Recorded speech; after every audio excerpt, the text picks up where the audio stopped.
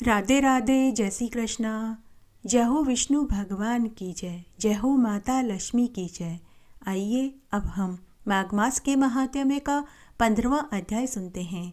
इस अध्याय में हम तीर्थराज प्रयाग की महिमा को सुनेंगे। दत्तात्रेय जी आगे बोले कि हे राजन, प्रजापति ब्रह्मा जी ने बड़े बड़े पापों के मिटाने के लिए एवं प्रजा के हित के लिए प्रयागराज तीर्थ की रचना करी थी। श्वेत वर्ण अर्थात गंगा जी, श्याम वर्ण अर्थात यमुना जी की धारा के जल की ओर इस स्नान की बड़ाई भली प्रकार तुम मुझसे सुनो। ब्रह्मा जी ने पाप रूपी पशुओं को नष्ट करने के लिए ही गंगा यमुना के बीच पवित्र संगम के गर्भ में ही सरस्वती जी की स्थापना करी थी, जो माघ मास के मकर के सूर्य में स्नान करने वाले को ब्रह्मलोक के रास्ते से सीधे स्वर्ग को जाने का मार्ग है। इस प्रकार इसके गुप्त संगम पर ब्रह्मलोक की रचना करी थी, जिससे महापापी भी जो माघ मास में गंगा यमुना के संगम में मकर के सूर्य में स्नान करता है, वह फिर कभी गर्भगृह में नहीं आता। विष्णु भगवान की इस बड़ी दुर्गम माया को ब्रह्मा आदि देवता भी नहीं जानते। हे राजन, जो माघ मास के महीने में प्रयाग तीर्थ में सब पापों को नष्ट करती है और दैदीयमान लोकों में अनेक भोगों को भोग कर मनुष्य परब्रह्म में लीन हो जाता है, उसके पुण्य की गिनती चित्रगुप्त भी कहने में असमर्थ है। 100 बरस तक निराहार रहकर जो फल प्राप्त होता है, वही फल माघ मास में 3 दिन इस संगम पर स्नान करने से ही प्राप्त हो जाता है।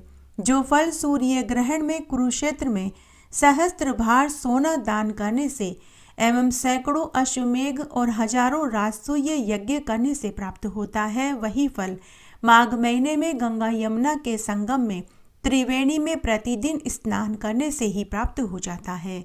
पृथ्वी पर जितने भी तीर्थ हैं और सप्तपुरी हैं, हे राजन, वे सब माघ मास में त्रिवेणी में स्नान करने के लिए आते हैं।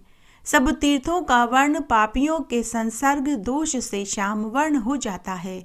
उसके पश्चात माघ मास में त्रिवेणी स्नान करने से वे सब श्वेत वर्ण अर्थात पवित्र हो जाते हैं। हे राजन, वाणी, मन तथा शरीर से कल्प भर के जन्मों के एकत्र किए हुए मनुष्यों के समस्त पाप गंगा यमुना के संगम में माघ महीने में 3 दिन स्नान करने से ही धुल जाते हैं। जैसे सर्प अपनी पुरानी कैंचुली छोड़ता है, उसी तरह मनुष्य अपने पापों को छोड़कर मरने के बाद स्वर्ग को प्राप्त होता है। गंगा जी में चाहे जहाँ स्नान किया जाए, वह सब कुरुक्षेत्र के समान पुण्य फलदायी है। कुरुक्षेत्र के स्नान से 10 गुना फल वहाँ मिलता है जहाँ पर गंगा जी विंध्य पर्वत से संगत है। इससे भी 100 गुना फल काशी की उत्तर वाहिनी गंगा जी में, और काशी से भी 100 गुना फल गंगा यमुना के संगम में, और इससे भी 1000 गुना फल जहाँ गंगा जी पश्चिम में बहती है, वहाँ स्नान करने से प्राप्त होता है। हे राजन, वहाँ गंगा जी के दर्शन मात्र से ही ब्रह्महत्या जैसे पापों का नाश हो जाता है। पश्चिम में बहने वाली गंगा जी और कालिंदी नदी के दुर्लभ संगम में माघ महीने में स्नान करने से कल्प भर के एकत्र किए हुए सारे पाप धुल जाते हैं। अतः भूमि पर त्रिवेणी को ही अमृत कहते हैं। माघ महीने में मूर्त मात्र की प्राप्ति देवताओं को भी दुर्लभ है। ब्रह्मा, विष्णु, महादेव, रुद्र, आदित्य, मरुदगण, गंधर्व, लोकपाल, यक्ष, किन्नर, सर्प और अणिमाती गणों सहित सिद्धगण एवं अन्य तत्ववादी जन, ब्रह्माणी, पार्वती, लक्ष्मी, इंद्राणी, मैना, दिति, अदिति, संपूर्ण देव पत्नियाँ व नाग पत्नियाँ, घृताची, मेनका, रंभा, उर्वशी, तिलोत्तमा आदि अप्सरागण तथा सभी पितृगण त्रिवेणी में स्नान करने आते हैं। हे राजन, कलयुग में छिपे रूप से और सतयुग में प्रत्यक्ष रूप से संपूर्ण देवता त्रिवेणी में माघ स्नान करने आते हैं। माघ महीने में 3 दिन स्नान करने का पुण्य पूर्व काल में कांचन मालिनी ने एक राक्षस को दिया था, जिसके प्रभाव से वह भी पाप मुक्त हो गया था। जो फल सहस्त्र अश्वमेघ यज्ञ करने से प्राप्त नहीं होता, वह फल त्रिवेणी में स्नान करने से ही प्राप्त हो जाता है, इसमें कोई संदेह नहीं है। जो मनुष्य इस महात्म्य को पढ़ता, सुनता या सुनाता है, उसके सुनने और पढ़ने मात्र से ही वह मरने के बाद विष्णु लोक को प्राप्त होता है। हे राजन, अब मैं तुम्हें माघ मास में मकर के स्नान की महिमा को सुनाता हूँ, जहाँ स्नान करके मनुष्य सर्वदा शुद्ध हो जाता है। गंगा में जहाँ कहीं भी स्नान किया जाए, यह कुरुक्षेत्र के समान पुण्यदायिनी है। उससे भी 10 गुना पुण्य देने वाली गंगा वह बताई गई है, जहाँ वह विंध्य पर्वत से संयुक्त होती है। काशी की उत्तर वाहिनी गंगा विंध्य पर्वत के निकटवर्तनी गंगा से 100 गुनी पुण्यदायिनी कही गई है। काशी से भी 100 गुना पुण्य वहाँ बताया गया है, जहाँ गंगा यमुना से मिलती है। वहाँ भी जहाँ तक पश्चिम वाहिनी है, वहाँ उसमें सहस्त्र गुना पुण्य प्राप्त हो जाता है। पश्चिम वाहिनी गंगा के दर्शन मात्र से ही ब्रह्महत्या जैसे पाप धुल जाते हैं। पश्चिम मुखी गंगा यमुना के साथ मिली है तो वे 100 कल्पों का पाप हर लेती है। माघ मास में तो यह और भी दुर्लभ है। पृथ्वी पर वे अमृत रूपी कही गई है। गंगा और यमुना के संगम का जल वेणी के नाम से प्रसिद्ध है, जिसमें माघ मास में 2 घड़ी का स्नान देवताओं के लिए भी दुर्लभ है। पृथ्वी पर जितने भी तीर्थ और जितनी भी पुण्यपुरियां हैं, वे मकर राशि पर सूर्य के रहते हुए माघ मास में वेणी में स्नान करने के लिए आती है। मनुष्य अपने घर पर गर्म जल से 60 वर्षों तक जो स्नान करता है, उसके समान फल की प्राप्ति सूर्य के मकर राशि पर रहते समय एक बार के माघ मास के स्नान से ही प्राप्त हो जाती है। बाहर बावड़ी आदि में किया हुआ स्नान 12 वर्षों के स्नान का फल देता है। पोखर में स्नान करने पर उससे दुगना और नदी में स्नान करने से 4 गुना फल मिलता है। देवकुंड में यही 10 गुना फल देता है और महानदी में 100 गुना फल देता है। 2 महानदियों के संगम में स्नान करने पर 400 गुना फल मिलता है। किंतु सूर्य के मकर राशि पर रहते समय प्रयाग की गंगा में स्नान करने मात्र से वह सारा फल सहस्त्र गुना होकर मिलता है, ऐसा बताया गया है। इस प्रयाग तीर्थ को पूर्व काल में ब्रह्मा जी ने प्रकट किया था, जिसके गर्भ में सरस्वती छिपी है। सरयू, गंडकी, सिंधु, चंद्रभागा, कौशिकी, तापी, गोदावरी, भीमा, पयोष्णी, कृष्णवेणी, कावेरी, तुंगभद्रा तथा अन्य जो समुद्रगामिनी नदियां हैं, उनमें स्नान करने वाला मनुष्य पाप रहित होकर मरने के बाद स्वर्गलोक को जाता है। नैमिषारण्य में माघ स्नान करने से भगवान विष्णु का सारूप्य प्राप्त होता है। पुष्कर में नहाने से ब्रह्मा का सारूप्य मिलता है। गोमती में माघ मास में नहाने से फिर वह दोबारा जन्म नहीं लेता। हेमकुंड, महाकाल, ओंकार, नीलकंठ तथा अर्बुद तीर्थ में माघ मास का स्नान रुद्रलोक की प्राप्ति कराने वाला है। सूर्य के मकर राशि पर रहते समय संपूर्ण सरिताओं के संगम में माघ स्नान करने से संपूर्ण कामनाओं की प्राप्ति होती है। स्वर्गवासी देवता सदा यह गाया करते हैं, क्या प्रयाग में कभी माघ मास हमें मिलेगा, जहां स्नान करने वाले मानव फिर कभी गर्भ की वेदना का दुख नहीं करते और भगवान विष्णु के सारूप्य लोक को पाते हैं। जल और वायु पीकर रहने, पत्ते चबाने, दह सुखाने, दीर्घ काल तक घोर तपस्या करने, योग साधना से मनुष्य जिस गति को प्राप्त होता है, उसे प्रयाग में माघ मास में स्नान मात्र से ही प्राप्त हो जाता है। प्रयाग मंडल का विस्तार 5 योजन है। वहाँ 3 कुंड हैं, उनके बीच में गंगा है। प्रयाग में प्रवेश करने मात्र से ही पापों का नाश हो जाता है। जो पवित्र है वह मन और इंद्रियों को संयम में रखकर हिंसा से दूर हो यदि श्रद्धापूर्वक स्नान करता है तो पाप मुक्त होकर परम पद को प्राप्त होता है। नैमिषारण्य, पुष्कर, गीतार्थ, सिंधु सागर संगम, गया, धेनुक, गंगा सागर संगम, ये तथा जो भी बहुत से पुण्यमय पर्वत हैं, वे सब मिलकर 3,10,00,000 तीर्थ प्रयाग में विद्यमान हैं। सूर्य पुत्री यमुना देवी तीनों लोकों में विख्यात है। वे लोक पाविनी यमुना प्रयाग में गंगा से मिली हैं। गंगा और यमुना के बीच का भूभाग पृथ्वी पर सर्वोत्तम माना गया है। तीनों लोकों में प्रयाग से बढ़कर परम पवित्र तीर्थ नहीं। प्रयाग परम पद स्वरूप है, जिसका दर्शन करने मात्र से ही मनुष्य के सभी पाप धुल जाते हैं। अतः संपूर्ण देवताओं से सुरक्षित प्रयाग तीर्थ में जाकर जो ब्रह्मचर्य का पालन करता है, देवता और पितरों का तर्पण करते हुए पूरे 1 माघ मास तक वहां निवास करता है, तो वह जहां कहीं भी रहे संपूर्ण मनोवांछित कामनाओं को प्राप्त कर लेता है। गंगा और यमुना का संगम संपूर्ण लोकों में विख्यात है। जहाँ शक्तिपूर्वक स्नान करने से जिसके मन में जो भी कामना होती है वह पूर्ण हो जाती है। हरिद्वार, प्रयाग, गंगा सागर संगम में माघ स्नान करने मात्र से ही मनुष्य अपनी रुचि के अनुसार ब्रह्मा, विष्णु और शिव लोक को पाता है।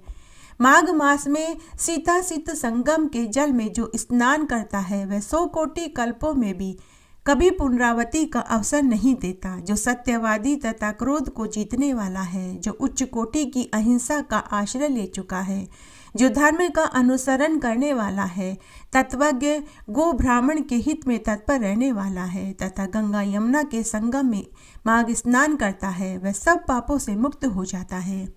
वहाँ स्नान करके मनुष्य अश्वमेध यज्ञ का फल पाता है और वह इलोक में धनाढ्य, रूपवान, दक्ष, दाता एवं धार्मिक होता है।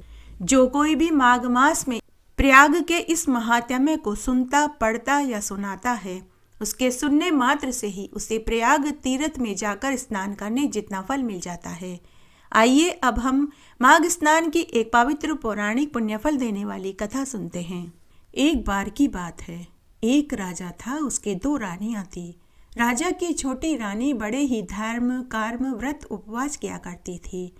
वह हर महीने की दोनों एकादशी का और हर साल माघ मास का स्नान करती, विष्णु भगवान और माता लक्ष्मी का पूजन करती थी। आए दिन उसका कोई न कोई उपवास और व्रत होता था। जिस दिन उसका उपवास और व्रत होता था उस दिन वह पूरे समय ब्रह्मचार्य से रहती थी।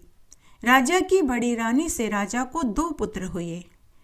हालांकि राजा को छोटी रानी सबसे अधिक प्रिय थी, लेकिन उससे राजा को संतान सुख नहीं मिला। फिर भी राजा को छोटी रानी सबसे अधिक प्रिय थी। एक दिन बड़ी रानी के मन में विचार आया कि राजा को छोटी रानी बहुत प्रिय है। अगर राजा को छोटी रानी से संतान सुख की प्राप्ति हो गई तो राजा छोटी रानी के पुत्र को ही इस राज्य का उत्तराधिकार सौंप देंगे। कहीं राजा मेरे और मेरे पुत्रों का त्याग न कर दे, कहीं इस राज्य का उत्तराधिकार राजा अपनी चहेती छोटी रानी और उसकी संतान को न दे दे। यही मन में ईर्ष्या रखकर बड़ी रानी के खुराफाती दिमाग में एक विचार आया।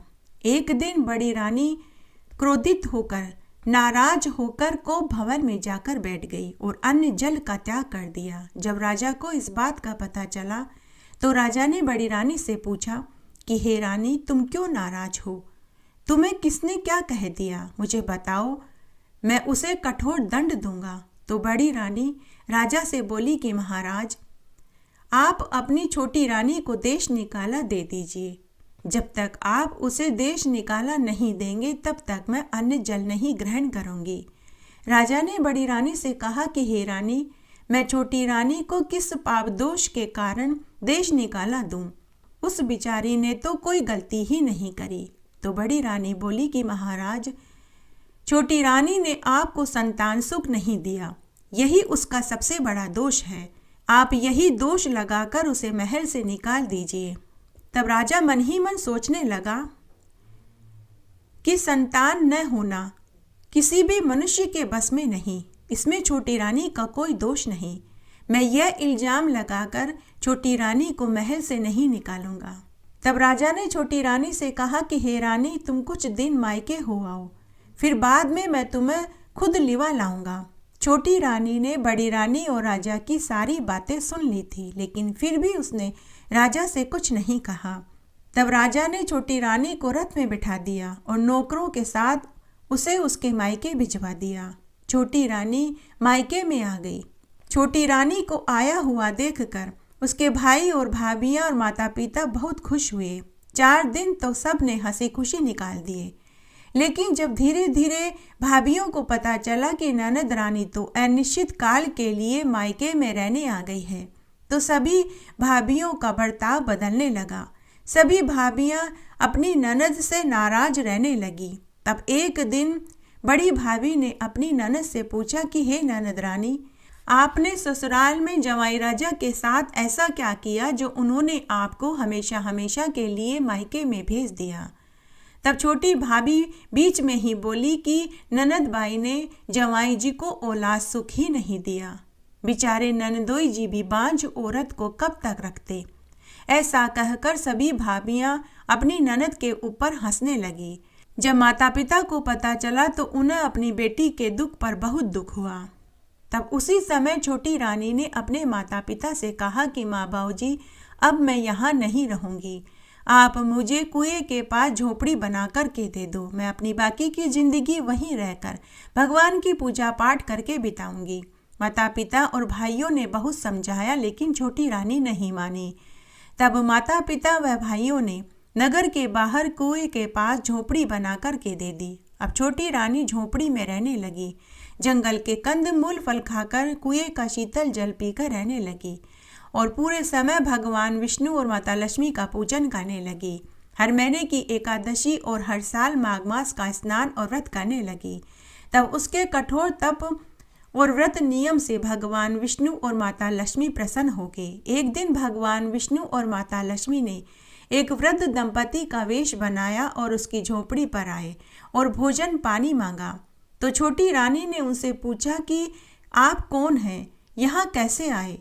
तो ब्राह्मण वेश में भगवान विष्णु और माता लक्ष्मी बोले कि बेटी, हम तो तीर्थ यात्री हैं, प्रयाग तीर्थ यात्रा करके आए हैं और अब हम आगे के लिए जा रहे हैं।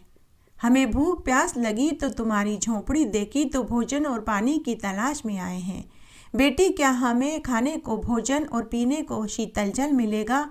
तो छोटी रानी ने कहा कि जरूर मिलेगा, आप मेरी झोपड़ी में बैठिए, मैं अभी आपके लिए जंगल से मीठे मीठे पके हुए स्वादिष्ट फल और कुएं का शीतल जल लेकर आती हूँ। तब छोटी रानी जंगल में से कंद मूल फल और कुएं में से शीतल जल की झारी लेकर आई। ब्राह्मण वेश में भगवान विष्णु और माता लक्ष्मी ने स्वादिष्ट फल खाए, पानी पिया और फिर वे रानी से बोले कि बेटी, तुम कौन हो? इस घने वन में झोपड़ी बनाकर क्यों रहती हो? तुम्हारे माता पिता भाई पति कहाँ हैं? तब छोटी रानी ने पूरी बात बताई। तब भगवान बोले कि बेटी, तुम चिंता मत करो, सब ठीक हो जाएगा। उसी समय ब्राह्मण दंपति वेश में भगवान विष्णु और माता लक्ष्मी ने छोटी रानी को दर्शन दिए। भगवान विष्णु और माता लक्ष्मी को सामने देखकर छोटी रानी उनके चरणों में गिर पड़ी। तब भगवान विष्णु ने कहा कि पुत्री, तुम मांगो, तुम्हें क्या चाहिए? हम तुम्हारे एकादशी व्रत और माघ मास के स्नान और व्रत से खुश हैं, हम तुम्हें वरदान देना चाहते हैं। तब छोटी रानी ने कहा कि हे प्रभु, अगर आप मुझे देना ही चाहते हैं तो पति सुख और पुत्र का वरदान दीजिए। तब भगवान ने तथास्तु का वरदान दिया और उसकी झोपड़ी को ठोकर मारी तो वह महल मालिये में बदल गए। अन्न धन के भंडार हो गए, नौकर चाकर हाथी घोड़े ऊंट हो गए। तब भगवान विष्णु माता लक्ष्मी ने कहा कि पुत्री, एक दिन तुम्हें पति सुख भी मिलेगा और तुम्हें संतान सुख भी मिलेगा। ऐसा कहकर तथास्तु का वरदान देकर भगवान अंतर्ध्यान हो गए। अब छोटी रानी सुख से वहां रहने लगी। उधर राजा और बड़ी रानी का सारा राजपाट जाता रहा। जब सारा धन खत्म हो गया तो बड़ी रानी अपने दोनों पुत्रों को लेकर अपने मायके में चली गई। राज्य की प्रजा भूखों मरने लगी। एक एक करके सभी नौकर राजा को छोड़कर चले गए। सिर्फ राजा का एक विश्वास पात्र मंत्री ही महल में बचा था। तब एक दिन राजा को अपनी छोटी रानी की याद आई तो राजा ने अपने विश्वास पात्र मंत्री से कहा कि हे मंत्री जी, मैंने अपनी छोटी रानी को बेवजह ही बड़ी रानी के कहने से त्याग दिया। मुझे उसी का पाप दंड लगा है। चलो हम छोटी रानी को लेने उनके मायके चलते हैं। तब राजा और मंत्री ने वेश बदला और छोटी रानी के मायके में पहुंच गए। वहां पहुंचकर उन्हें पता लगा कि छोटी रानी तो कई बरस पहले ही वहां से जंगल में कुएं के पास झोपड़ी बनाकर रह रही है। राजा और मंत्री छोटी रानी को ढूंढते ढूंढते जंगल में पहुंचे, लेकिन वहां एक बहुत सुंदर नगरी बसी हुई थी। राजा और मंत्री महल में पहुंचे। रानी ने महल के झरोके में से देखा तो उसने राजा और मंत्री को पहचान लिया। रानी ने नौकरों और दास दासियों से कहा, उन दोनों अतिथियों को बैठाओ और स्वादिष्ट भोजन खिलाओ, मैं स्वयं उन्हें भोजन परोसूंगी। तब छोटी रानी ने घूंघट निकालकर उन्हें भोजन की थाली गिलास परोसने आई। राजा का विश्वास पात्र मंत्री बड़ा ही समझदार था। उसने पता लगाने के लिए रानी के पैर पर रायते का छींटा डाल दिया। अब छोटी रानी बार बार पोशाक और गहने बदल बदल कर घूंघट निकाल कर राजा और मंत्री को भोजन परोस रही थी। तब राजा ने धीरे से मंत्री से कहा कि मंत्री जी, यहाँ तो एक नहीं अनेक रानियां हैं, हम कैसे पता लगाएंगे कि हमारी वाली रानी कौन सी है।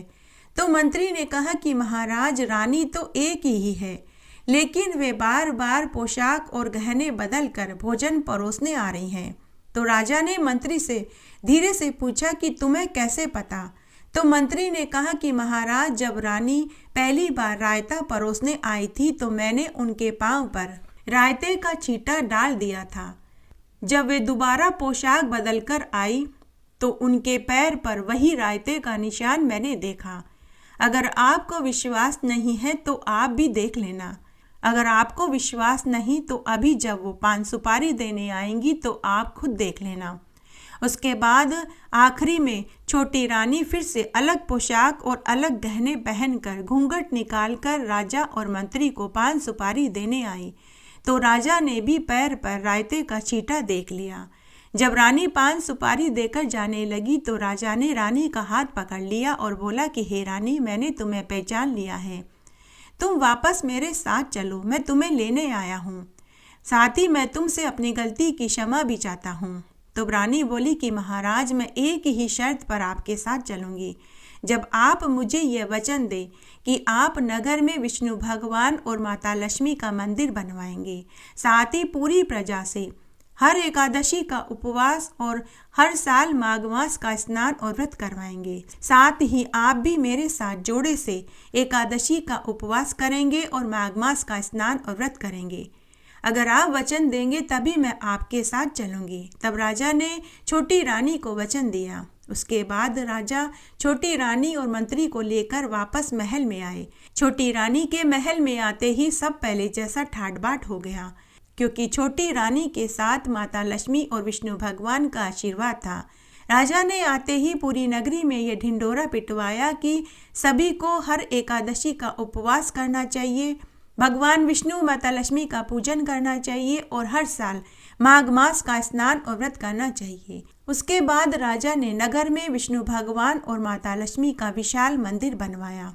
जब एकादशी तिथि आई तो राजा ने छोटी रानी के साथ एकादशी का उपवास किया। जब माघ का महीना आया तो राजा ने छोटी रानी के साथ माघ मास का स्नान और व्रत किया। एकादशी और माघ मास का स्नान और व्रत करने से छोटी रानी को न केवल पति सुख मिला बल्कि उसे 7 पुत्र होने का सौभाग्य प्राप्त हुआ। हे विष्णु भगवान, हे माता लक्ष्मी, जैसे आप छोटी रानी के ऊपर टूटे वैसे सबके ऊपर टूटना, कहानी कहने वाले के ऊपर, सुनने वाले के ऊपर और हुकारा भरने वाले के ऊपर। इस तरह आज हमने माघ मास का 15वां अध्याय सुना। आशा करती हूँ यह आपको जरूर पसंद आएगा। मेरे साथ बने रहने के लिए आपका धन्यवाद। आगे आने वाली कथा कहानी के लिए भी आप इसी तरह मेरे साथ बने रहें। धन्यवाद।